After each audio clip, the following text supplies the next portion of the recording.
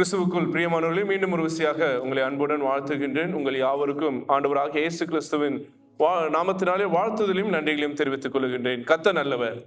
இந்த ஞாயிற்றுக்கிழமை நாம் சிந்திக்கும்படியாக நம்முடைய சினாட் மாமன்றம் நமக்கு கொடுத்திருக்கிற ரொம்ப அழகான ஒரு தலைப்பு, God's word challenges the status quo. God's word challenges the status quo. பொதுவாகவே அட்வென்ட்ல இரண்டாவது ஞாயிற்றுக்கிழமை பைபிள் சண்டையாக, செகண்ட் சண்டே ஆஃப் அட்வென்ட் வந்து நம்ம பைபிள் சண்டையாக கொண்டாடுவது வழக்கம். இது என்ன இருந்தாலும் இந்த மாதத்தின் முதல் சண்டையாக இருந்தாலும் அட்வென்ட் போன ஞாயிற்றுக்கிழமை நம்ம தொடங்கிவிட்டோம். அட்வென்ட் போன ஞாயிறு தொடங்குனாலே இது செகண்ட் சண்டே. இந்த சண்டே நாம் பைபிள் சண்டையாக சினாட் உலக திருச்சபையை அப்படிதான் அனுசரிக்கிறார்கள். கர்த்தருடைய வார்த்தை எப்படிப்பட்டது என்பதை குறித்து இந்த நாளிலே சுருக்கமாக நாம் இதை சிந்திக்க முயற்சி செய்வோம். முதலாவது த ஸ்டேட்டஸ் கோ அப்படின்ற வார்த்தை, இதுக்கு என்ன அர்த்தம் என்றால் இருப்பு நிலை அப்படின்னு சொல்றாங்க. நம்ம இருக்கிற நிலையில நம்மை கட்டி நம்மை வந்து அசையாமல் வளராமல் நம்மை இறுக்கி வைக்கிற அந்த நிலைமைக்கு பேர் தான் ஸ்டேட்டஸ் கோ. ஒருவேளை ஜுடிஷரியில பார்த்தீங்கன்னா நீதிமன்றங்கள்ல ஸ்டேட்டஸ் கோ அப்படின்னு கொடுப்பாங்க. என்ன நிலையில இருக்கோ அதே நிலையில தான் இருக்கணும். அதுல கூட்டவும் கூடாது, குறைக்கவும் எந்த மாற்றமும் கொண்டு வரக்கூடாது என்பது அந்த வார்த்தையின் அர்த்தமாக இருக்கிறது. இன்னைக்கு இந்த உலக மக்களாக, திருச்சபை மக்களாக, சமுதாயத்தின் மக்களாக வாழ்ந்து கொண்டிருக்கிற நமக்கும் சில ஸ்டேட்டஸ் கோ இருக்கு. எப்ப நீ இந்த லெவல்ல தான் இருக்கணும், நீ இதுக்கு மேல வரக்கூடாது, நீ இந்த அமைப்புல தான் இருக்கணும், இந்த அமைப்பை நீ உடைக்க கூடாது, இந்த அமைப்பை நீ கேள்வி எழுப்பக்கூடாது, இது பாரம்பரியம் அப்படின்னு ஒரு போங்காட்டம் ஆடுவாங்க, இல்லைன்னா இதுதான் நம்முடைய வழக்கம்னு ஒரு போங்காட்டம் ஆடுவாங்க, இல்ல இதுதான் வந்து எழுதப்படாத என்ன சொல்லலாம் லா அப்படின்னு சொல்லக்கூடுவார்கள். இப்படி நிறைய இந்த சிஸ்டம், இந்த ட்ரெடிஷன், இல்லைன்னா நம்ம இப்படிதான் இருக்கணும் என்கின்ற கட்டமைப்பு வைத்திருக்கிறார்கள். ஒருவேளை இந்திய தேசத்துல பாத்தீங்கன்னா வர்ணாசிரமம் என்ன சொல்லப்படுகிற கோட்பாடு இருக்கிறது. அது இப்படிதான், இந்த மக்கள் இப்படிதான் இருக்கணும், இவங்க இந்த தொழில் தான் செய்யணும் அப்படின்னு சொல்லி ஒடுக்குமுறை, அடுக்குமுறை இருந்தது. ஒரு சில தேச தலைவர்கள் அதை எதிர்த்து கேள்வி எழுப்பினார்கள். அந்த ஸ்டேட்டஸ் கோ உடைத்து எறிந்தார்கள். இந்த ஸ்டேட்டஸ் கோ உடைக்கிறதுல மிகப்பெரிய வல்லவர் யார் என்றால் ஆண்டவர் இயேசுதான். நீ இதை செய்யாதனா அதுதான் செய்வார், இதை செய்யினா அதை செய்ய மாட்டார். அப்படிப்பட்ட ஒரு ஆற்றல் நிறைந்த ஒரு தலைவர் நம்முடைய ஆண்டவராக இயேசு கிறிஸ்து. இன்னைக்கு நம்முடைய திருச்சபையிலும் சரி, நம்முடைய கிறிஸ்தவத்திலும், நம்முடைய சமுதாயத்திலும், நம்முடைய சூழ்நிலைகள நிறைய ஸ்டேட்டஸ் கோ இருக்கிறது. இந்த ஸ்டேட்டஸ் கோ எது உடைக்கிறதுனா கர்த்தருடைய வார்த்தை உடைக்கிறது. The word of God breaks all the status quo around us. இந்த ஸ்டேட்டஸ் கோவை நீங்கள் புரிந்து கொள்ள வேண்டும் என்றால் ரொம்ப அழகான ஒரு இது பார்த்தீங்கன்னா, இது வந்து ஒரு சிறை, நமக்குள்ள ஒரு சிறை வச்சுக்கிட்டோம், இவ்வளவுதான், இதுதான் என்னுடைய இது அப்படின்னு நம்மளை மட்டுப்படுத்துகிறதாக இருக்கிறது. 2 எக்ஸாம்பிள் சொல்றேன். ஒன்று போன்சாய். நிறைய செடி வளர்க்குறவங்க நம்முடைய திருச்சபையில் இருக்கிறாங்க. நிறைய பேர் விதவிதமாக எல்லா வீடுகளை போய் பார்க்கும்போது ரசித்து பார்க்கிற இந்த பாலைவன வீடுகள்ல இவ்வளவு அழகா, அதுல ரொம்ப அழகான ஒரு வளர்ப்பு முறை வந்து போன்சாய். போன்சாய்னா என்னது?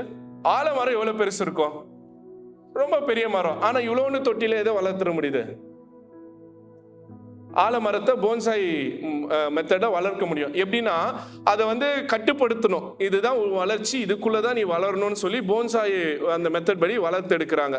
பெரிய பெரிய மரங்களை சின்ன மரங்களாக மினியேச்சரா வளர்க்கிறது. அதுதான் வந்து இந்த ஸ்டேட்டஸ் கோக்கு ஒரு பெரிய எக்ஸாம்பிள். இன்னொரு எக்ஸாம்பிள் அப்படின்னு நம்ம பார்த்தோம்னா அடுத்த ஸ்லைட்ல பாத்தீங்கன்னா இங்க 2 ஷார்க் இருக்கு. ஒரு ஷார்க் எதுக்குள்ள இருக்கு? தொட்டிக்குள்ள இருக்கு. இன்னொரு ஷாக்கு கடல்ல இருக்கு. ரைட்டா? கடல்ல இருக்கிற ஷாக்கு பல அடி நீளம் வளரக்கூடியது, மெக் அப்படின்னு சொல்லப்படுகின்றது மிகப்பெரிய ஷார்க் அப்படின்றாங்க. ரைட்? அப்போ பல அடி உயரக்கூடிய ஷார்க்கும் இருக்கு. அதே தொட்டில வளர்க்கிற ஷார்க் எவ்வளவு சைஸ்ல தான் இருக்கு? தொட்டி சைஸ்ல தான் இருக்கு. அது மீறி அதால என்ன பண்ண முடியல, வளர்க்க முடியல. இன்னைக்கு நிறைய பேர் கிறிஸ்தவர்கள் இந்த தொட்டிக்குள்ளதான் நம்ம இருக்கிறோம். எப்படி இந்த ஒரு ஷார்க் வந்து ஒரு சின்ன மீன் தொட்டியில வைத்து வளர்க்கப்படும் போது அதோடைய வளர்ச்சி கட்டுப்படுத்தப்படுகிறதோ, அதே ஷார்க்கை நீங்க சமுத்திரத்துல போடும்போது அதோடைய வளர்ச்சி அசுர வளர்ச்சியாக இருக்கிறது. இதுதான் புரிந்து கொள்ளணும்.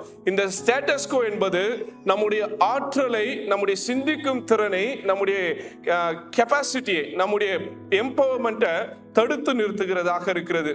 இன்னைக்கு திருச்சபை மக்களும் இந்த மாதிரி ஒரு கண்ணாடி தொட்டிக்குள்ள போய் ஒளிஞ்சுக்கிறாங்க. நம்ம ஊரை சொல்லுவாங்க, குண்டு தொட்டிக்குள்ள உட்காந்துட்டு குதிரை ஓட்டுற கதை. அந்த மாதிரி இவ்வளவுதான் என் ஆற்றல் அப்படின்னு நினைத்து இதுக்குள்ளே முடிக்கணும் அப்படின்னு பாக்குறாங்க. ஆனா இன்னைக்கு நீங்க எந்த கண்ணாடி தொட்டிலும் இருந்தாலும் அந்த கண்ணாடி தொட்டியை உடைத்து வெளியே கொண்டு வருவதற்கான ஆற்றல் உங்கள் கைகளில் இருக்கிற திருமறையில் இருக்கிறது. ஆமென். நான் சொல்லிட்டேன். இன்னைக்கு வந்து பைபிள் சண்டே. எத்தனை பேர் பைபிளோட சர்ச்சுக்கு வந்தீங்க? இது ஒரு ட்ரெடிஷன். பைபிளை உயர்த்தி ஒரு அல்லேலூயா சொல்லுங்க பார்க்கலாம். பைபிளை உயர்த்துங்க நல்லா. ரைட். நிறைய கைகள் பைபிள் இல்லாம வருது. 5 நிமிஷம் ஆகாது பைபிள் இல்லாதவங்களாம் ஒரு அல்லேலூயா சொல்லுங்கன்னு. நான் அதை சொல்ல விரும்பல. ரைட். ஏனென்றால் இந்த வேதம் ரொம்ப முக்கியமான ஒன்று நம்முடைய வாழ்க்கையில. நம்ம பெரியவங்க சொல்லி கொடுத்திருப்பாங்க, இளம் வயதுல பைபிளை நீ சுமந்தா முதிர் வயதுல பைபிள் உன்னை சுமக்கணும். இன்னைக்கு திருச்சபைக்கு வர்றது, பைபிள் எடுத்து வர்றதே ரொம்ப கஷ்டமா இருக்கு. அதான் செக்ரட்டரி ஐயா கூட பேசிட்டு இருக்கும்போது, இந்த ஆண்டு ஒரு சர்ப்ரைஸ் வைத்திருக்கிறோம் உங்க எல்லாருக்கும். அது என்னைக்கு? கிறிஸ்துமஸ் அன்னைக்கு ஐயா, நியூ இயர் அன்னைக்கு அது உங்களுக்கு தெரியும் என்ன சர்ப்ரைஸ் அப்படின்றது. ரைட். அதுக்காக ஆயத்தமாங்க. நீங்க கம்பல்சரி பைபிள் எடுத்து வருவதற்காக ஒரு திட்டத்தை நாங்கள் கொண்டு வந்து கொண்டிருக்கிறோம். இன்னைக்கு திருச்சபை இந்த திருமறையை அதிகம் தேடுவதில்லை. அதான் மிகப்பெரிய பிரச்சனை. கர்த்தருடைய வார்த்தையுடைய வீரியம், கேலண்டர்ல போய் ஒரு வசனத்தை படிச்சுட்டு போறதுதான் இன்னைக்கு கிறிஸ்தவமாக இருக்கிறது கிடையாது, வேண்டியதாக இருக்கிறது. அருமையான தேவச்சனமே, இந்த நாளில் கொடுக்கப்பட்ட 3 திருமறை பகுதியிலே நான் விரைவாக உங்களிடத்திலே பகிர்ந்து கடந்து செல்ல ஆசைப்படுகின்றேன். முதலாவது திருமறை பகுதி பார்க்கும் பொழுது 1 ராஜாக்கள் 22ஆம் அதிகாரம் வசனங்கள் 1 முதல் 13 வரை நம்ம படிக்க கேட்டோம். அதுல ஒரு அரசர் வராரு. அந்த அரசருக்கு எத்தனை வயசு தெரியுமா? எத்தனை வயசு?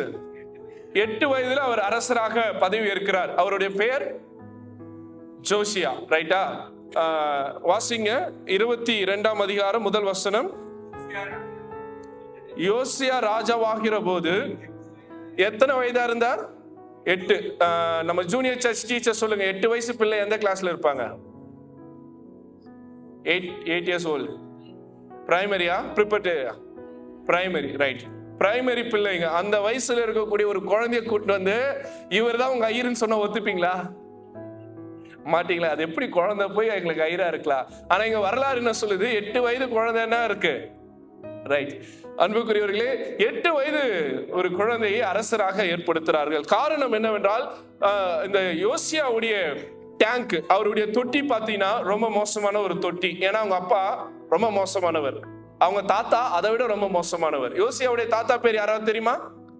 ஜோசியாஸ் கிராண்ட்ஃபாதர் மனாசே. கரெக்டா சொன்னீங்க, மனாசே. மனாசேக்கு அடுத்தது அவங்க அப்பா ஆமோன். இவங்க 2 பேருமே ரொம்ப கொடுமையானவர்கள். நீங்க முன்பு இருக்க பகுதியில வாசித்து பாத்தீங்கன்னா, ஆண்டவர் அருவருக்கிற காரியங்களை செய்யறார். ஆண்டவர் அருவருக்கிற மிக முக்கியமான காரியம் குழந்தைகளே நரபலி செலுத்துவது. ஆனா இந்த மனாசையும் சரி அம்மோனும் சரி குழந்தைகளை தோப்பு விக்கிறவங்களுக்காகவும் பாகாலுக்காகவும் அவங்க என்ன பண்றாங்க? நரபலி இடுகிறார்கள். ஆண்டவர் அருவருக்கின்ற காரியத்தை செய்கிறார்கள். அதே போல அந்த சூனியம், மந்திரவாதம் இதெல்லாமே இவர்கள் மேற்கொள்கிறார்கள். இப்படிப்பட்ட ஒரு தொட்டியில வளரக்கூடிய யோசியா அந்த தொட்டியை உடைத்து வெளியே வருகிறார். அதுதான் ரொம்ப முக்கியமானது.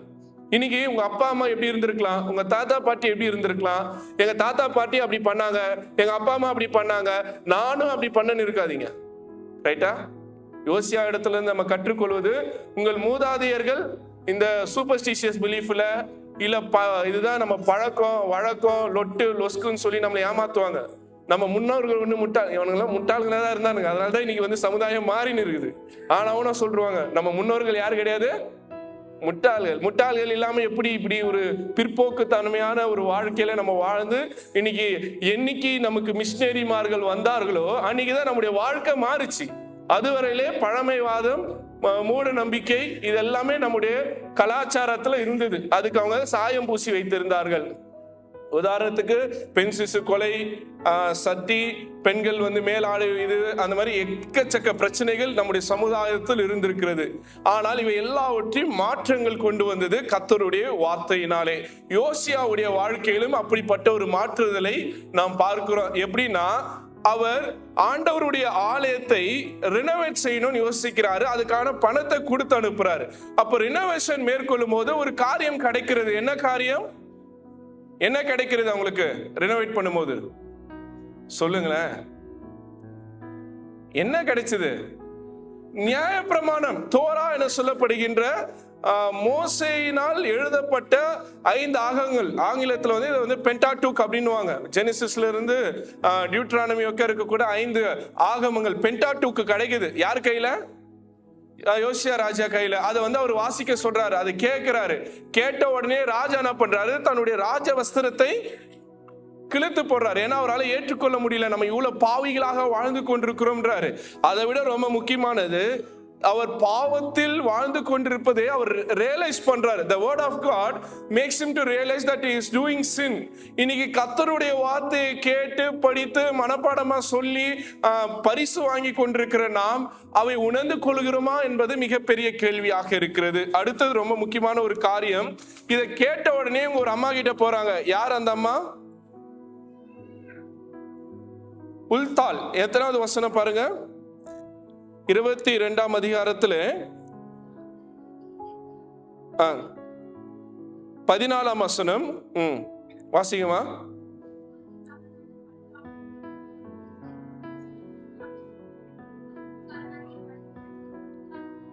உல்தாள் என்ன சொல்லப்படுகிற ஒரு பெண் தீர்க்கதரிசி. ரொம்ப முக்கியமானது. நிறைய நேரங்கள்ல சமுதாயத்துல பெண்கள் பேசக்கூடாது, பெண்கள் பிரீச் பண்ணக்கூடாது, பெண்கள் சபையில போதகராக இருக்கக்கூடாது, ஆயர்களாக இருக்கக்கூடாதுன்னு இன்னைக்கும் நம்முடைய கலாச்சாரங்கள்ல, நம்முடைய பேராயங்கள்ல இப்படிப்பட்ட ஸ்டேட்டஸ்கோ இருக்கு.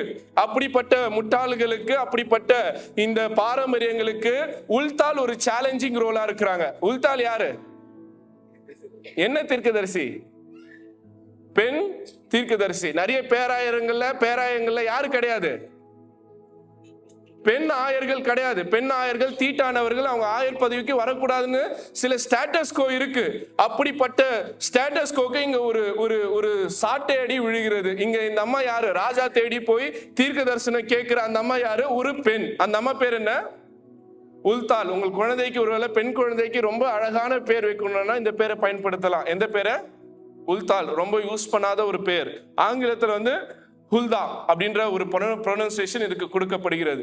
இந்த அம்மா அந்த வசனங்களை எடுத்து உரைத்த உடனே யோசியா ஒரு முடிவு பண்றார். தன்னிடத்தில், தன்னுடைய தேசத்தில் இருக்கக்கூடிய, யூதா தேசத்தில் இருக்கக்கூடிய எல்லா ஐடல்களை, எல்லா சிலைகளை உடைக்க சொல்றார். ஆமென். ரைட். நம்மளும் நிறைய சிலைகளை உடைக்க வேண்டியதா இருக்கு. உடனே கேட்கலாம், ஐயா நாங்க எந்த சிலை வழிபாட்டு செய்யறோம்? ஆமாவா இல்லையா? கேள்வி வருதா இல்லையா? ரைட். அடுத்த ஸ்லைட்ல பாத்தீங்கன்னா, இன்னைக்கு ஐடல் அப்படின்னா என்ன அப்படின்றது ரொம்ப முக்கியமானது. எது சிலை? கற்களால் செய்யப்படுவது மட்டுமா சிலை? சொல்லுங்க. ஞாயிற்றுக்கிழமை கோயிலுக்கு கூட வராம வேலைக்கு போறோமே, அது ஒரு சிலை. ஏன் வேலைக்கு போறோம்? எதுக்கு போறோம்? பணம். சண்டே வேலைக்கு போனா டபுள் டியூட்டி, டபுள் பேமெண்ட். அப்போ உங்களுடைய வேலட்ல இருக்கக்கூடிய பணம் ஒரு ஐடல். இந்த சிலை அப்படின்றத நான் எப்படி விளக்க விரும்புறேன்னா, நீங்கள் கடவுளை விட எதுக்கு முன்னுரிமை கொடுக்கிறீர்களோ அது சிலைங்க. ஆமென். உங்களுக்கு கடவுளை விட, ஆண்டவரை விட உங்க வேலை முக்கியம்னா அது உங்களுக்கு சிலை. ஆண்டவரை விட உங்க குடும்பம் உங்களுக்கு முக்கியம்னா உங்க குடும்பம் உங்களுக்கு சிலை. இல்ல எனக்கு என் அதிகாரம் தான் முக்கியம்னா உங்கள் அதிகாரம் உங்களுக்கு சிலை. ஆண்டவரை கீழே வச்சுட்டு அதுக்கு மேல நீங்க எதெல்லாம் வைக்கிறீங்களோ அதெல்லாம் சிலை. அதை நான் என்ன பண்றோம்? வழிபாடு செய்யறோம். அப்போ யாரெல்லாம் ஆண்டவரை தவிர்த்து மற்ற பொருட்களை வழிபடுகிறார்களோ அவர்களெல்லாம் சிலை வழிபாட்டினர், அவங்களாம் ஐடல் வர்ஷிப்பர். இன்னைக்கு கர்த்தருடைய வார்த்தை தெளிவாக சொல்லுகிறது, ஆண்டவர் சிலை வழிபாட்டை வெறுக்கிறார். அப்படின்னு அர்த்தம்னா ஆண்டவருக்கு ஈக்குவல் யாரு? சொல்லுங்களேன். கர்த்தருக்கு ஈக்குவல் யாரு? யாரு இல்ல, அவருக்கு நிகர் அவர் தான். கர்த்தாவே உமக்கு ஒப்பானவர் யார்? மேலே வானத்திலும் கீழே பூமியிலும் உமக்கு ஒப்பானவர் யார்? அப்ப ஆண்டவருக்கு நிகராக உங்கள் வேலையோ, உங்கள் பணத்தையோ, உங்கள் குடும்பத்தையோ, உங்கள் அதிகாரத்தையோ, உங்கள் பெருமையோ, இல்லை உங்களுடைய செல்வாக்கையோ நீங்கள் வைப்பீர்கள் என்றால், அந்த ஒரு இது இருக்கு பாருங்க, ஒரு சிலை வைத்திருக்கிற, அதுல பாத்தீங்கன்னா அதான் போட்டிருக்கோம், மணி, ஃபேமிலி, ஃபேம், சக்சஸ். நிறைய பேருக்கு இந்த புகழ்ச்சி ஒரு சிலையாக மாறிவிடுகிறது. அதனால இப்படிப்பட்ட சிலைகளை உடைத்து எறிவதற்கு கர்த்தருடைய வார்த்தை இன்றைக்கு நமக்கு கற்றுத்தருகிறது. அருமையான தேவச்சனமே, நம்ம இடத்துல இருக்கிற அந்த சிலைகளை நம்ம உடைத்து ஒரு யூட்டர்ன் எடுக்க இந்த அட்வென்ட் அழைக்கிறது. அட்வென்ட் சீசன் ரொம்ப அழகான ஒரு சீசன். அதாவது கர்த்தர் வர இருக்கிறார், ஆண்டவர் வர இருக்கிறார். முதல் பிறப்பை கொண்டாடுறோம், ஓகே. பெத்லகேமில் பாலகனாக பிறந்தார், அதனால என்ன பண்றோம்? பாட்டு பாடுறோம், பெத்லகேமில் பிறந்தவரே போற்றி துதின்றோம். நடுவில் வர இந்த பாட்டை வர ஆறிராரோ என்ன பண்ண ஆரம்பிச்சிடுறோம், அவருக்கு தாலாட்டு வர பாட ஆரம்பிச்சிடும். ரைட், முதல் முறை தான் ஒரு குழந்தையா வந்தாரு, ரெண்டாவது முறை சொல்லுங்களேன் நியாயாதிபதியா வருவார். போன வாட்டி இந்த டிஸ்கஷன் அப்போ ஒருத்தவங்க சொன்னாங்க ராஜாவா வருவாரு. அவர் ராஜாவா வர மாட்டார், யாராதான் வருவாரு, நியாயாதிபதியா, டு ஜட்ஜ் அப்படின்றதுக்காக தான் அவர் வருவார். அப்ப அவருடைய வருகைக்காக ஆயத்தப்பட்டிருக்கிற நாம், கர்த்தருடைய வார்த்தையை கேட்கின்ற நாம், நம்முடைய வாழ்க்கையில் இருக்கின்ற சிலை வழிபாடுகளை உடைத்து எரிந்து விட்டு ஒரு யூட்டர்ன் அடிக்க வேண்டியது ரொம்ப முக்கியமானதாக இருக்கிறது. ஒருத்தர் ரொம்ப வேகமா ஓடிட்டே இருந்தாராம், நல்ல வேகமா ஓடிட்டு இருந்தாரா, ஃபாஸ்டா ரொம்ப ஸ்பீடா ஓடிட்டே இருந்தாராம். அப்போ சைக்கிள்ல வரவர் கேட்டாரு, நீங்க இவ்வளவு வேகமா ஓடிட்டு இருக்கீங்க அப்படின்னா, இல்ல நான் அந்த இடத்துக்கு போனோம் அப்படின்றாரு. அவர் சொல்றாரு, இல்ல அந்த இடம் அப்படி கிடையாது, நீங்க ஏன் இப்படி போறீங்கன்னா, இல்ல இப்படி போனாதான் ரோடு நல்லா இருக்கு, அப்படி போனா ரோடு என்னவா இல்ல நல்லா இல்லையா. ரோடு நல்லா இருக்கிறதுக்காக எந்த வழியில போயிட்டு இருக்காரு சொல்லுங்களேன், தப்பான வழியில போயிட்டு இருக்காரு. இனி கூட நிறைய பேரு உலகத்துடைய ஆசீர்வாதத்திற்காக தப்பான வழியில நீங்க ஓடிட்டு இருக்கீங்கன்னா கவலையப்படாதீங்க, இன்னைக்கு ஒரு யூட்டர்ன் எடுக்கணும். ஆமென். யூட்டர்ன் ரொம்ப முக்கியமானது. துபாயில இருந்து ஷார்ஜாக்கு வரும்போது, ஷார்ஜால இருந்து துபாய்க்கு வரும்போது ஒரு டர்ன் மிஸ் பண்ணிட்டீங்கன்னா யூட்டர்ன் எடுக்கிறது எவ்வளவு கஷ்டம் தெரியுமா? 1 மணி நேரம் சுத்தணும். அதனால வாழ்க்கையில எப்பவுமே யூட்டர்ன் எடுக்கிறதுக்கு மட்டும் யோசிக்காதீங்க. நம்ம போற வழி தப்புனா உடனடியாக நிறுத்துங்க, வாகனத்தை திரும்புங்க. உங்கள் வாழ்க்கை ஓட்டங்களில் ஓடிக்கொண்டிருக்கிறீர்கள். நீங்கள் பணத்திற்கு பின்னாடியோ, இல்ல அதிகாரத்துக்கு பின்னாடியோ, செல்வத்துக்கு பின்னாடியோ, இல்ல ஏதோ ஒரு உலகத்தின் பொருளுக்கு பின்னாடி நீங்க ஓடிட்டு இருப்பீங்கன்னா ஒரு யூட்டர்ன் எடுத்து ஆண்டவருக்கு பின்னாடி வாங்க. அந்த சைக்கிள்ல போனவர் சொன்னாரு, எச்சரித்தாரு. அந்த சைக்கிள்ல போனவர் தான் இன்னைக்கு நான் உங்களை எச்சரித்துக் கொண்டிருக்கிறேன் கர்த்தருடைய வார்த்தை வைத்து. நீங்கள் திரும்பி ஆண்டவரிடத்தில் வருவதற்கு இந்த யூட்டர்ன் ரொம்ப முக்கியமான ஒன்றாக இருக்கிறது. அவர் ஓடி போனவர் ஒரு கட்டத்துல யோசிக்கிறாரு, ஐயோ இது டெட் எண்டா இருக்கிறது, சரி இப்போ கூட பிரச்சனை இல்லை, என்ன பண்ணலாம், யூட்டர்ன் எடுக்கலான்னு திரும்பி வருகிறார். இன்னைக்கு நீங்களும் நானும் தவறான வழியில் ஓடிக்கொண்டிருப்போம் என்றால் கர்த்தருடைய வார்த்தை நம்மை தடை பண்ணி ஒரு யூட்டர்ன் எடுத்து கர்த்தருடைய பக்கமாக நம்மை ஓட சொல்லுகின்றது. அதுதான் யோசியா பண்றாரு. இதுவரை அவங்க செய்து கொண்டிருக்கிற சிலை வழிபாடு, பலிகள், இதெல்லாம் கர்த்தருக்கு அருவருப்பு என்பதை புரிந்த மாத்திரத்திலே அந்த அந்த அந்த தேசமே ஒரு யூட்டர்ன் எடுக்கிறாங்க. கர்த்தருடைய பாதத்துல திரும்பி மறுபடியும் அவங்க தாத்தா மனாசே, அவங்க அப்பா அம்மோன் எல்லாம் செய்ததை தூக்கி எறிந்து விட்டு இவர்கள் ஒரு புதிய சமுதாயமாக மாற்றத்தை கொண்டு வருகிறார்கள். அடுத்ததாக 2வது திருமறை பகுதி இன்னைக்கு நம்ம வாசித்த எபிரேயர் 4ஆம் அதிகாரம் 12 இருந்து 16. நிறைய பேர் இது யார் எழுதின கடிதம்னு படிப்போம். எபிரேயருக்கு யார் எழுதுனது சொல்லுங்களேன். அப்போஸ்தலனாகிய வேதத்துல இருக்கா? வேதத்துல இருக்கா? மற்ற அப்போஸ்தல நிருபங்கள் பவுல் எழுதுறதுக்கான அதிகாரங்கள், அது ப்ரூஃப் இருக்கு, நிறைய இடங்கள்ல ப்ரூஃப் இருக்கு. ஆனால் எபிரேயர் பவுல் எழுதுறதுக்கான வாய்ப்புகள் மிக கம்மி. ஆனா வேதத்துல போட்டிருக்காங்களான்னு தெரியல எனக்கு. என்னன்னு போட்டிருக்காங்க முன்னாடி? எபிரேயருக்கு எழுதின நிருபம் தான் இருக்கும். ஆனா இதே கலாத்தியருக்கு எடுத்து பாருங்க, அப்போஸ்தலனாகிய பவுல் கலாத்தியருக்கு எழுதினது இருக்கும். ஆனா எபிரேயருக்கு எழுதும் போது எப்படி இருக்கும்? ஏன்னா அதோடைய ரைட்டர் யாருன்னு தெரியல. சரி, பொதுவாகவே நீங்கள் பைபிளுடைய அந்த கேனனைஸ் பண்ற அந்த வரலாற்றை பார்த்தீங்கன்னா அப்போஸ்தலர்கள் எழுதின புத்தகத்தை மட்டும்தான் உள்ள வச்சிருக்காங்க, மற்றது எல்லாத்தையும் நீக்கிட்டாங்க. எப்படி எபிரேயர் வந்ததுன்றதுக்கு ஒரு அழகான ஒரு வரலாறு இருக்கிறது, அதை நான் சுருக்கமா சொல்றேன். ஏனென்றால் இந்த எபிரேயர் புத்தகம் யாருக்காக எழுதப்பட்டதுன்னா கிறிஸ்தவர்களுக்காக அல்ல, பின்மாற்றத்தில் போன கிறிஸ்தவர்களுக்காக. ஆண்டவர் இயேசு மனமோ வந்து ஏற்றுக்கிட்டாங்க, ஆனா துன்புறுத்தல் வந்தது. ரோம பேரரசு, நம்ம கன்வென்ஷனுக்கு வந்தவங்க எல்லாம் சொல்லுங்க, யார் இந்த ரோம பேரரசு? 2 பேர் பெர்சிக்யூஷனுக்கு காரணமா இருந்தவங்க, நீரோவும் டொமிஷியனும். இந்த 2 அரசர்களுடைய காலகட்டத்தில் கொடுமையான துன்புறுத்தலை திருச்சபை சந்தித்த பொழுது நிறைய கிறிஸ்தவர்கள் பின்மாற்றத்தில் போயிட்டாங்க. அப்படி பின்மாற்றத்தில் போன கிறிஸ்தவர்களுக்காக எழுதப்பட்ட புத்தகம் தான் என்னது? எபிரேயர் புத்தகம். அதோட முதல் வசனத்தை வாசிங்க. பங்கு பங்காகவும்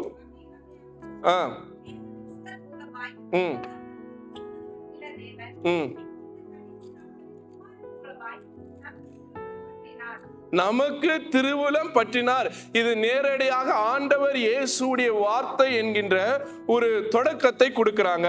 அதே போல இந்த 4ஆம் அதிகாரத்துல 12ஆம் வசனத்தை வாசிங்க. ஐயா அம்மா, உங்கள் கையில் இருக்கிற வேதம் இது சாதாரண வேதம் அல்ல, இது ஒரு பட்டயம். அதுதான் சொல்றாங்க, டூ எட்ஜ்ட் ஸ்வார்ட், இரு புறமும் கருக்குள்ள பட்டயம். இப்படியே வெட்டும், அப்படியே வெட்டும், சொல்ற என்னையும் வெட்டும், கேட்கிற உங்களையும் வெட்டும். அதுதான் ரொம்ப முக்கியமானது. வாசிங்க அந்த வசனத்தை. ஜீவனும் வல்லமையும் உள்ளதாயும் இருபுறமும் கருக்குள்ள எந்த பட்டயத்திலும் கருக்கானதாயும் ஆத்மாவையும் ஆவியையும் கணுக்கையும் ஊனையும் கிழிக்கத்தக்கதாக. உங்கள் உடம்பில் அந்த பட்டயத்தால முடியாத காரியமே ஒண்ணு இல்ல. சதை தனியா, ஊனு தனியா, எலும்பு தனியா பிரித்து எடுக்கக்கூடிய ஆற்றல் எதுக்கு இருக்கிறது? வேத வார்த்தைக்கு இருக்கிறது. அதுதான் இங்க ரொம்ப அழகாக எபிரேயர்ல வெளிப்படுத்தப்படுகிறது. நீங்கள் வேதத்துடைய வரலாற்றுல பாத்தீங்கன்னா, நாத்தான் சொன்ன ஒரு வார்த்தை தாவீதை கிழித்து தொங்க விட்டது. ஆமாவா இல்லையா? என்ன சொன்னாரு? நாங்க இது ஃபேமிலி இதுல கூட பார்த்தோம். ஆமாவா இல்லையா? யாரோ எட்டி பார்த்துட்டு இருந்தாரு தாவீது. உரியா மனைவில அந்த அம்மா பேர் என்ன?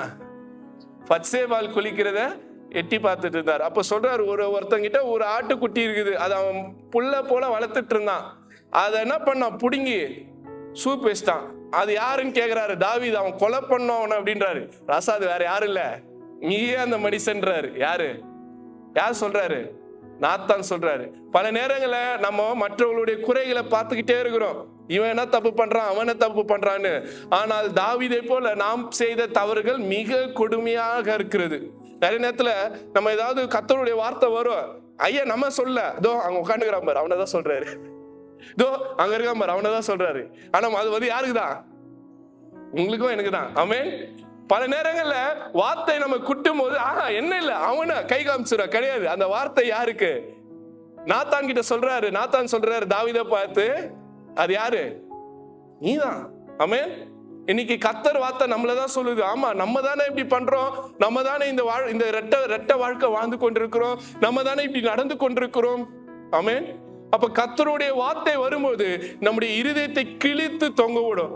தாவீதுடைய இருதயத்தை நாத்தானுடைய வார்த்தை கிழித்தது போல, சகையுடைய வார்த்தை, ஆண்டவருடைய வார்த்தை சகையை மாற்றியது போல, இன்னும் வெளிப்படுத்தல யோவானுடைய வார்த்தை திருச்சபையை கலங்கடித்தது போல, இன்றைக்கு கர்த்தருடைய வார்த்தை உங்கள் இருதயங்களை எப்படி கிழிக்குமா? சதை தனியா, எலும்பு தனியா, உள்ள இருக்கின்ற ஊன் தனியா, இவை எல்லாவற்றையும் பிரித்து எடுக்கக்கூடிய வார்த்தைகள் கர்த்தருடைய வார்த்தை. அருமையான தேவச்சனமே, இந்த கர்த்தருடைய வார்த்தைக்கு நாம் கீழ்ப்படுகிறவராக, அதன்படி வாழ்கிறவராக இருக்க வேண்டியதாக இருக்கிறது. அடுத்ததாக நீங்கள் ஒருவேளை வீட்டுக்கு போய் வாசித்து பாருங்க. லூக்கா 2ஆம் அதிகாரம் 3ஆம் வசனம், வெளிப்படுத்தல் 1ஆம் அதிகாரம் 16ஆம் வசனம், இதுல எல்லாம் வாசித்தீங்கன்னா அந்த வார்த்தை யாருன்னு சொல்றாங்க. நீங்க மத்தேயுல இயேசுடைய பிறப்பை பார்க்கலாம், லூக்கால பார்க்கலாம், மார்க்ல இருக்காது, ஆனா யோவான்ல இருக்கு. எங்க இருக்கு? முதல் அதிகாரம் முதல் வசனமே அப்படிதான் சொல்லுது. ஆதியிலே வார்த்தை இருந்தது, அந்த வார்த்தை.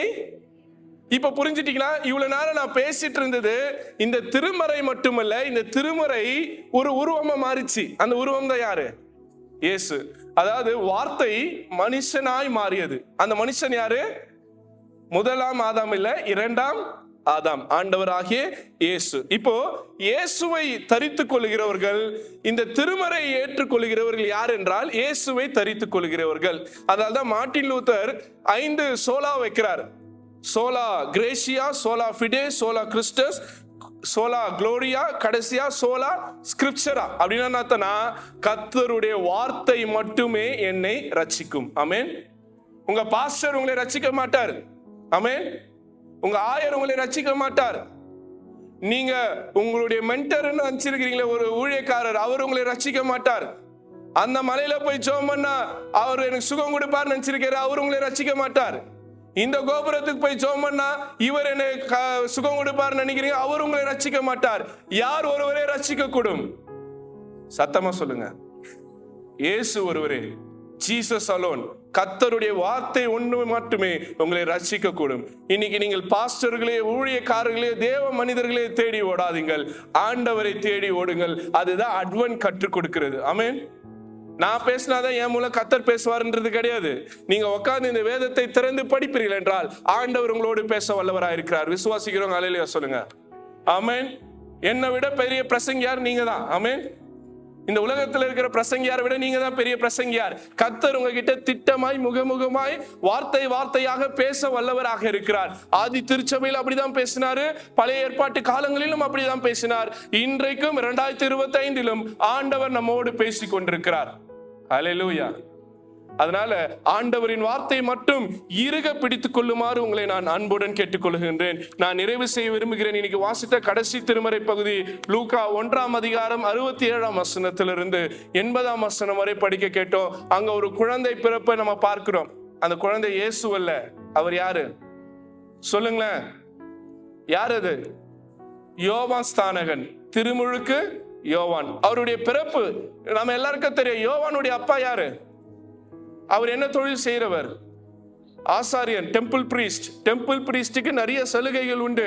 ஒரு பலி வந்ததுன்னா முதல்ல அதுல இருக்கக்கூடிய ஸ்பெஷல் பார்ட்ஸ் யாருக்கு போவோம்? ஆசாரியனுக்கு தான் போவோம்.